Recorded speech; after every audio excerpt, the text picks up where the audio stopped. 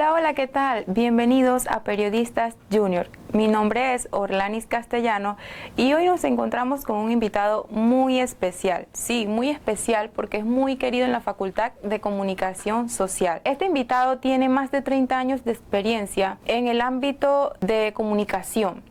Sí, nos encontramos con el profesor Óscar Gómez. Bienvenido, profesor. Gracias, Orlani. Profe, para romper el hielo, ¿cómo se describe Óscar Gómez en el ámbito personal y profesional? Siendo una persona, a pesar de haber estudiado comunicación, una persona bastante introvertida, pero en el momento cuando tengo que dar esa milla extra, trato de hacerlo de una manera que pueda comunicarme bien y que los demás también puedan entenderme lo que yo estoy en un momento dado conversando o en este tiempo de clases también tratar de hacerlo de una manera que podamos interactuar y hacer lo más ameno posible la clase. Es algo que nos consta, profesor, porque por eso le dije que es muy querido, por ese cómo nos trata, cómo está ahí siempre para los estudiantes, y de verdad que me alegra tenerlo en este podcast el día de hoy. Profe, yo sé que en los tiempos que usted estaba estudiando, Panamá no había democracia. ¿Cómo surgió ese yo quiero ser periodista? Indudablemente desde que estaba en el interior, porque soy orgullosamente del interior del país. Wow, ¿de dónde, profe? De Chiriquí. Wow. Siempre me llamó la atención, como éramos de una comunidad bien apartada, cómo poder yo ser la voz de aquellas personas que no tienen voz. Entonces, siempre tuve ese interés desde que estaba allá estudiando, en ese caso sexto año, ahora media. Siempre traté de tener esa profesión donde yo pudiera hacer ese enlace, pudiera llevar a algún tipo de comunicación, de denunciar en un momento dado alguna situación que se estuviera dando, ya sea de falta de agua, falta de todo tipo de cosas. Así que siempre me metí en la cabeza eso, y cuando vine acá a la capital, de inmediatamente comencé a estudiar esa carrera y hasta este momento ya más de 34 años en el área de comunicación social. Profe, cuéntenos, ¿ha visto un cambio al pasar los años en el periodismo? ¿Cuál es ese cambio que ha visto? Indudablemente que el periodismo que cuando yo estudié, no quiero decir en qué año fue para que no digan cuántos años tengo, era totalmente diferente. Siento que actualmente los jóvenes como que no les interesa tanto la carrera de comunicación, solamente como que lo ven como para salir en televisión.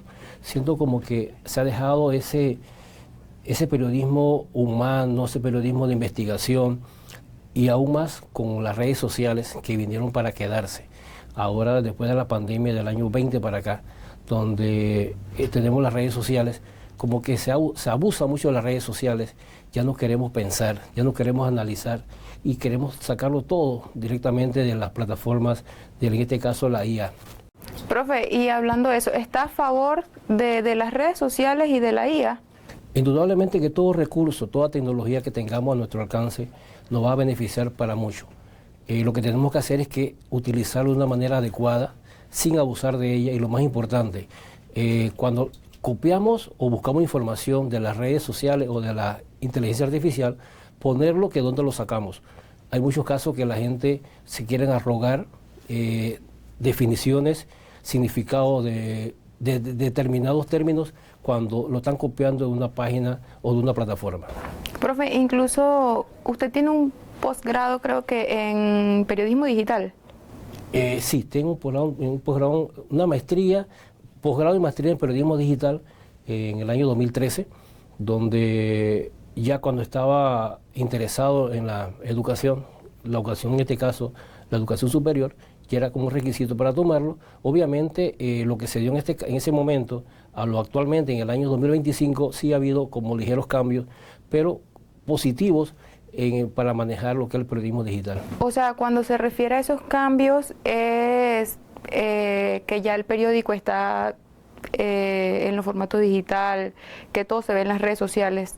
Claro, obviamente actualmente ya difícilmente vas a ver a jóvenes leyendo periódicos, comprando periódicos. Es más, ya pocos están impresos. Ya lo han reducido, profe. Sí, obviamente que el impacto de la publicidad ha sido un óbice en contra de lo que es el periodismo escrito.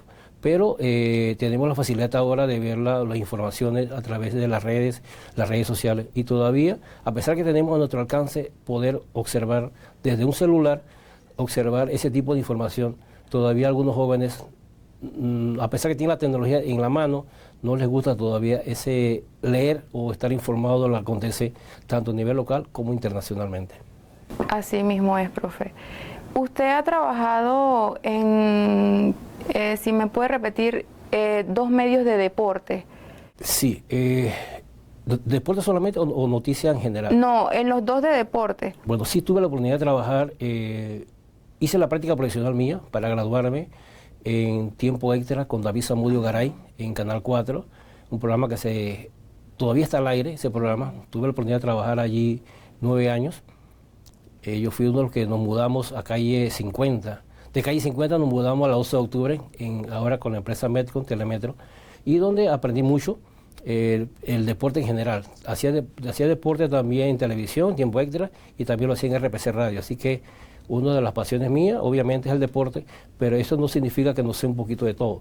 El periodismo y el periodista actualmente debe saber de todo. Así Nos abre más la puerta para futuros trabajos. Profe, ¿y en cuál de esos ámbitos laborales se ha sentido más cómodo? ¿O es el que aquí Oscar Gómez es totalmente feliz? Bueno, el periodismo deportivo para mí es lo máximo, pero recordemos que a veces saber un solo tema, una sola área de trabajo nos limita el empleo, entonces nos obliga a saber de todo.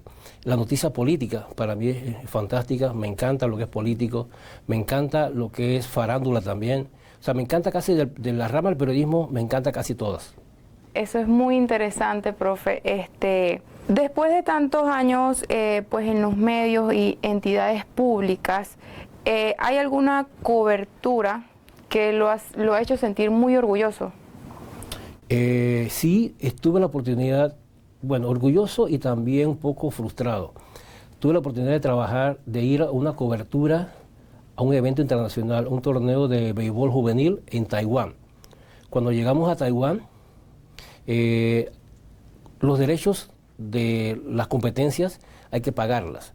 Y cuando llegamos allá, había una discrepancia entre dos empresas que iban a transmitir el torneo de béisbol. Cuando llegamos allá, no teníamos derecho a la transmisión nosotros, así que fuimos casi a pasear allá porque no pudimos transmitir nada. Así que eso es algo que siempre voy a recordar como algo positivo y negativo a la vez, como una experiencia internacional que tuve.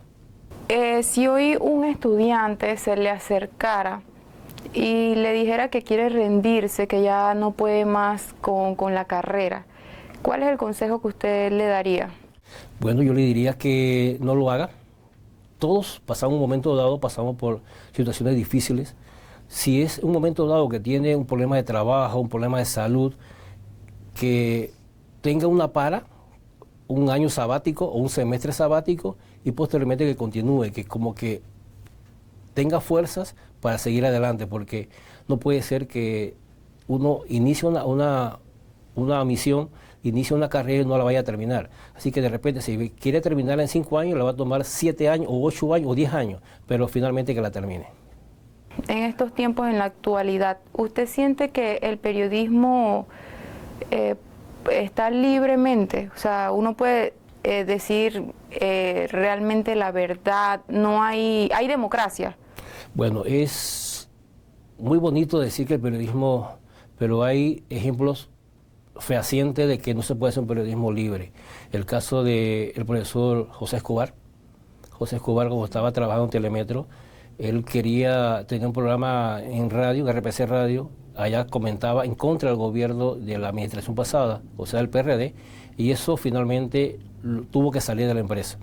Igualmente Álvaro Alvarado. Así que lo ideal sería poder decir lo que uno quiere decir, pero eso es, trabajando en empresas particulares, difícil.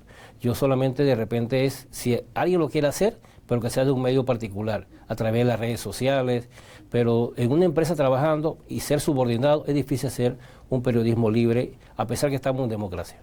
Profe, ¿y qué otra carrera le hubiese gustado agarrar si no hubiese sido periodismo? Creo que yo no tuve segunda opción ni tercera opción. La primera fue periodismo. Como el interior del país, uno escuchaba la radio, escuchaba las noticias, y yo quería, como dije anteriormente, yo quería ser esa persona, ese vocero de los que no tienen voz, de llevar ese mensaje de sorpresa, ese mensaje deportivo. O sea, eso es lo que yo nací con eso, creo, y si volviera a estudiarlo, creo que lo estudio nuevamente. Qué bueno, profesor, lo lleva en las venas. En las venas, y es como el ADN mío, ¿no? Correcto. ¿Y siente que sí ha logrado alcanzar eso que quería, ser ese vocero?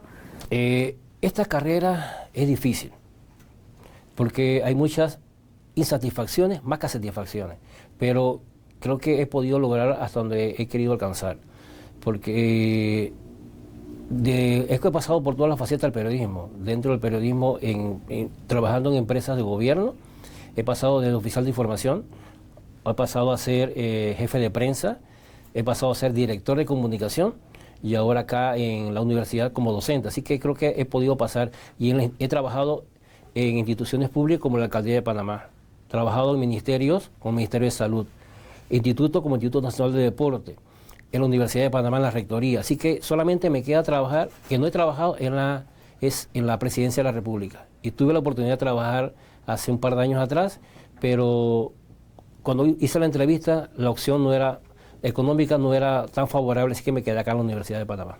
Qué bueno, profesor. ¿Cómo se ha sentido con los estudiantes que ha tenido este último año? Mira, los estudiantes vienen con una situación difícil. ¿Por qué? Porque la mayoría de los que están actualmente y este año se van a graduar son jóvenes que vienen de la pandemia. Son jóvenes que estuvieron a través de la virtualidad. Y esto es algo negativo para ellos. ¿Por qué? Porque han dejado de aprender cosas. La educación virtual es la que tenemos, pero no es lo mismo la educación virtual que la presencialidad. No es lo mismo estar dando clases de manera en una computadora que estar en el salón de clase. Cuando tú ves a la persona, le ves el rostro, le ves la cara, de repente ves que no te está entendiendo, yo no me estoy explicando, o esa persona tiene alguna necesidad. O sea, no es lo mismo, es una educación más personalizada, el cara a cara, que sería la presencialidad. Sí, lo confirmo, profesor, porque ahorita actualmente con lo que ha estado pasando y los cierres, yo lo he vivido, no tuve la oportunidad de vivirlo antes, pero sí, o sea, afecta totalmente. Cuando no entiendes algo en las notas, te sientes a veces frustrado y es totalmente tedioso, difícil ver clases así. ¿Qué cree usted que podríamos cambiar esta situación? ¿Cómo se podría cambiar? Aunado a esa situación, esa limitante, tenemos que también pensar que no todo el mundo tiene la conectividad, no todo el mundo tiene internet en su casa. Cuando el horario nocturno, la gente de la noche va a veces en el auto, va en el tren. Hay toda clase de ruido. Yo recuerdo que en los tiempos de pandemia, cuando iban por las casas, la gente vendiendo de todo tipo de productos y se filtraba en el audio. Sé que es muy difícil hacer esto, pero de repente utilizando horarios para que la gente esté en sus casas. El tema de la conectividad es un problema muy serio. Puedes vivir en la ciudad, pero el servicio es malo, la data es mala. Entonces, esas barreras impiden esa buena comunicación de manera virtual. Habrá que ver en un momento dado, mejorar la data que tenemos para que haya podamos comunicarnos, no hay esas barreras en la comunicación. Profe, ¿algún desafío personal o profesional que quiera compartir con nosotros? Cuando se refiere a desafío, ¿a qué? Como una piedrita en el zapato que le cayó, profe, y usted diga, que bueno, pudo haberme pasado esto, pero no fue un límite. ¿Usted sí me hago entender? Ok, obviamente en toda carrera que uno emprenda hay obstáculos. Lo que hay que hacer es saltarlos para poder seguir adelante. En este momento también siempre hay obstáculos en lo que uno haga, pero hay que tratar de sobrellevar a la gente. Tratar con estudiantes no es fácil. Hay que ser psicólogo, hay que ser padre, hay que ser orientador, hay que ser tutor. ¿Por qué? Porque hay muchos estudiantes que incluso tienen más confianza con el profesor que en sus casas. Entonces hay que ver también la parte humana y también no olvidar que uno también estuvo en esa situación como ustedes. Yo también en este caso yo fui estudiante nocturno, yo trabajaba. Entonces no es fácil trabajar y estudiar a la vez. Entonces hay que ser un poco flexible con los estudiantes de la noche para que ellos puedan estudiar y puedan también trabajar. Claro, o sea, que no sean esa piedra en el zapato para los otros estudiantes que están pasando la misma situación. Profe, en este episodio, en este podcast, hay una pequeña dinámica. La invitada anterior dejó una pregunta. Ella no sabe quién es el invitado ni nada. Se llama Yulilka Godoy. Ella dice, ¿cree usted que la inteligencia artificial nos va a desplazar en el ámbito del periodismo o es una herramienta que podemos utilizar, que nos va a servir? Podemos llamarle nos va a desplazar, es porque nosotros mismos no queremos compenetrarnos, no queremos actualizarnos. La tecnología, cada momento hay tecnología nueva. En el momento que nosotros dejamos de actualizarnos, es que nos va a dejar entonces la tecnología, nos va a reemplazar. Pero yo pienso que es una herramienta necesaria para poder seguir adelante. Lo que hay que hacer es que adaptarse a ella, adecuarse a ella y tener esa constante capacitación sobre las herramientas que haya en beneficio, en este caso, del periodismo digital o el periodismo general.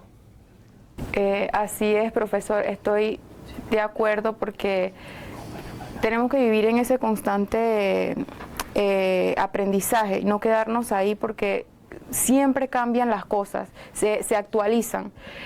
Profesor, ahora, ¿qué pregunta le haría usted al siguiente invitado? ¿En el digital o periodismo general? En general. Yo le dejaría a las personas que viniesen acá posteriormente, no sé si es una dama o un caballero, ¿qué debemos hacer para mantener la ética y el periodismo digital? ¿Cómo debemos manejar ese término ético con el periodismo digital? Sería lo que yo quería dejar o pudiese dejar al próximo entrevistado. ¿Cómo podemos manejar esas dos herramientas y que no se trastoquen entre ambas? Profesor, muchas gracias por haber estado con nosotros, por compartirnos un poquito de su vida, de su experiencia. Gracias antemano por aceptar esta invitación. Yo solamente quiero agradecerle a ustedes y agradecerle doblemente por esos halagos que hicieron al inicio, un poco inmerecidos para mí, pero siempre a la orden para poder apoyarlos a ustedes, a todas las personas que en un momento dado yo puedo apoyarlos. Yo lo hago de una manera desinteresada porque siento que hay que caminar de la mano. El profesor tiene que caminar de la mano y siempre ser una persona, no ser un obstáculo, ser esa persona que lo va a ayudar a salir adelante a ustedes con el diploma en la mano. Muchas gracias, profesor, por haber compartido con nosotros, por haber aceptado esta invitación. Gracias a ustedes por escucharnos. Síganos en nuestras redes sociales como Periodistas Junior.